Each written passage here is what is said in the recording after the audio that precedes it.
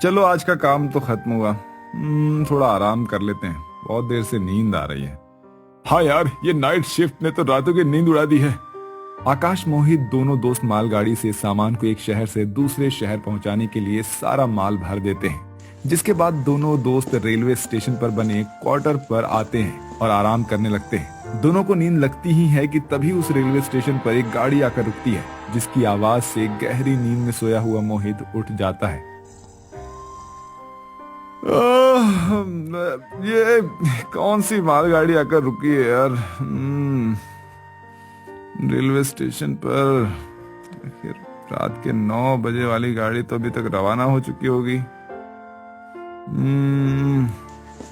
मोहित आंखें रगड़ते हुए क्वार्टर से बाहर निकलता है और सीधा उस मालगाड़ी के पास पहुंच जाता है। अरे भाई कौन है? अरे मालगाड़ी से बाहर आओ यार।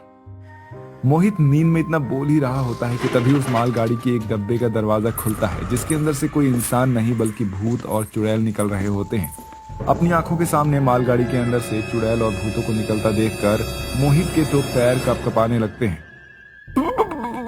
भूत, चुड़ैल, भागो यहाँ से। मोहित गिरते पड़ते क्वार्टर में भागता हुआ जाता है और जाकर अपने दोस्त आकाश को उठाने लगता है। अरे अरे आकाश उठ भाई, अरे जल्दी से उठ, अबे उठ ना रे भाई। अरे क्या हुआ भाई? अरे बहुत तेज से नींद आ रही है यार। आज तो मेरे सपने में मेरी महबूबा आई थी। अरे यार हम दोनों किस करने वाले थे कि तू कबाब में हड्डी बनाया। अबे अब अगर नहीं उठा ना तू तो थोड़ी देर में तेरी हड्डियां भी नहीं रहेगी यहाँ पर।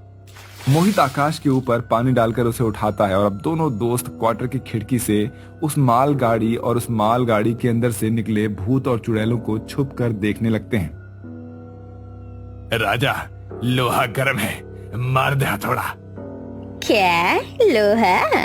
लेकिन यहाँ तो कोई भी गरम लोहा नहीं है और तुम्हारे पास तो हथौड़ा भी नहीं है, तो तुम कौन से गरम लोहे पर हथौड़ा मारोगे?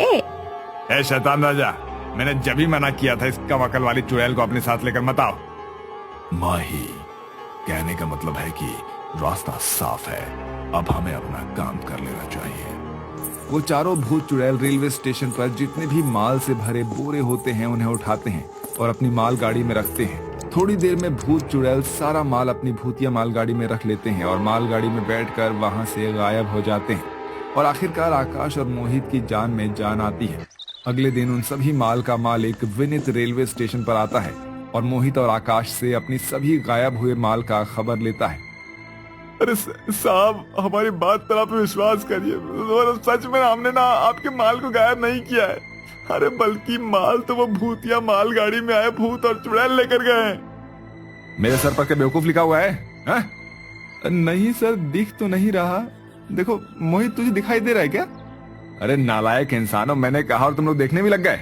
अरे मेरे कहने का मतलब ये है कि मैं इतना पागल नहीं हूँ कि मैं तुम दोनों की बातों पर विश्वास कर लूंगा। अरे सच सच बताओ, कहाँ गायब किया है तुम दोनों ने मेरे माल को, वरना फिर पुलिस अपने तरीके से तुमसे सारी बातें उगलवा लेगी। साहब, हम सच कह रहे हैं साहब, हमने आपके माल को गायब नहीं किया है। सर, मुझे भी लगता है कि आपका जो भी माल गायब हुआ है उसमें इन दोनों लड़कों का कोई हाथ नहीं जी। ये दोनों लड़के काफी समय से हमारे लिए काम कर रहे हैं और एक रात में इतना सारा माल गायब करना इनके बस की नहीं है। मुझे तो ये कोई और ही चक्कर लगता है। चक्कर चाहे जो भी हो, लेकिन मुझे मेरा माल वापस चाहिए। अरे तुम जानते हो ना, इस सारा माल करोड़ों का था। इतना कहकर विनीत अपनी बड़ी सी गाड़ी में बैठकर वहां से निकल जाता है, जिसके बाद अब मैनेजर मोहित और आकाश के साथ रात को उस क्वार्टर में रुकता है। सर, आप खुद तो मरोगे और हमें भी मरवाओगे। अरे आपको भले ही अपनी नौकरी प्यारी है, लेकिन हमें अपनी नौकरी से ज्यादा हमारी जान प्यारी है। अरे हमें जाने दीजिए। मेरे बीवी ने आज मेरी मनपसंद के छोले भटूरे बनाए थे।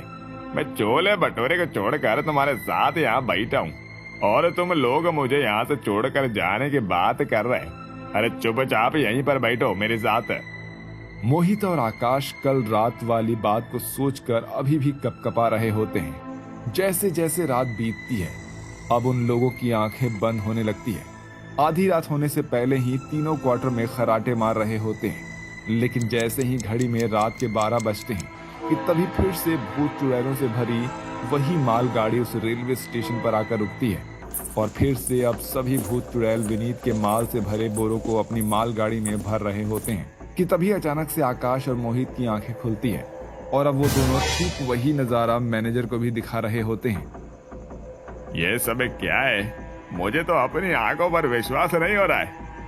यही तो मैं आपको बताने की कोशिश कर रहा था। अब जान प्यारी है तो यहाँ से भागिए प्लीज। आकाश मोहित अपने मैनेजर के साथ उस क्वार्टर से दबे पैर निकलने लगते हैं कि तभी अचानक से उन भूत और चुड़ैलों की नजर उन पर पड़ जाती है। तुम्हें क्या लगा तुम हमसे बचकर भाग जाओगे? जोगी नाम का भूत उन तीनों को हवा में टांग देता है, जिसकी वजह से वो तीनों डर से चिल्लाने लगते हैं। छोड़ो हमें, अरे हमें नीचे उतारो, अरे हम लोगों ने तुम्हारा क्या बिगाड़ा है? बिगाड़ा तुम लोगों ने नहीं, तुम्हारे सर विनीत ने, जिसकी वजह से आज हम सब ऐसी हालत में हैं। क्या? लेकिन हमारे सर तो बहुत अच्छे जी। नहीं है वो अच्छा, वो आदमी अपने मतलब के लिए कुछ भी कर सकता है। आज जो हमारी हालत है ना, उसकी वजह से वही है। क्या?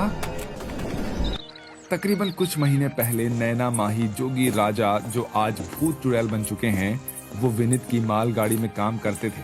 विनीत की मालगाड़ियों में उसका सारा माल भरकर एक शहर से दूसरे शहर पहुंचाया करते थे और आज भी ये चारों यही कर रहे थे। कितने महीने हो गए यार, हमने एक भी छुट्टी नहीं ली है। एक काम करते हैं, कुछ दिनों की छुट्टी लेकर बाहर कहीं घूमने चलते हैं। सही कहा तुमने, तो चलो छुट्टी के बारे में सर से बात कर लेते हैं। वो चारों जैसे ही छुट्टी मांगने के लिए विनीत के केबिन में जाते हैं तो देखते हैं कि विनीत पुलिस वालों से बात कर रहा होता है।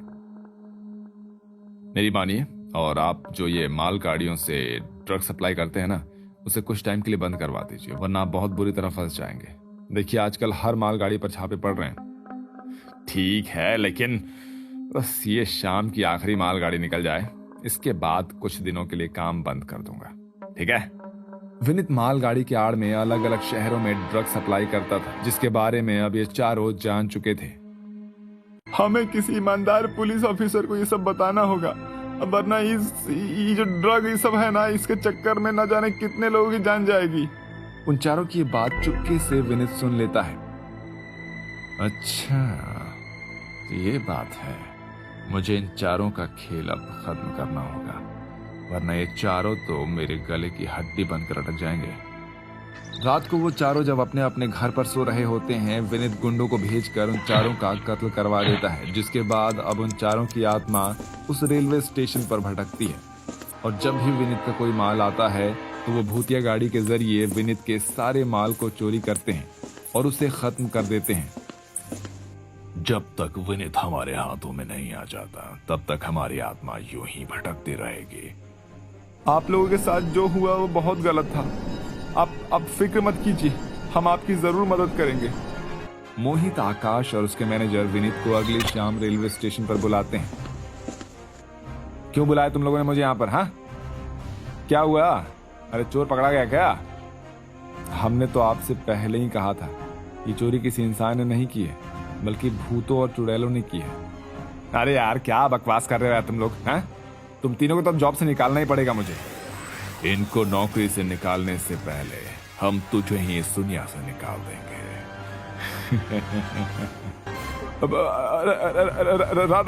राजा, जोगी, माही, नैना, तुम चारों तो मर चुके थे ना? हाँ? अपनी आंखों के सामने उन चारों की आत्माएं देखकर विनीत वहां से डर के भागने लगता है कि तभी वहां पर माही उड़ती हुई विनीत के सामने आकर खड़ी हो जाती है और उसका गला पकड़कर उसे भी हवा में उठा लेती है। आज तेरी मौत पक्की है विनीत, तूने हमारे साथ सही नहीं किया। छोड़ दो मुझसे बहुत बड़ी गलती हो गई है। अरे मैं कभी भी ऐसा कभी कुछ नहीं करूंगा किसी के साथ। प्लीज मुझे माफ कर दो।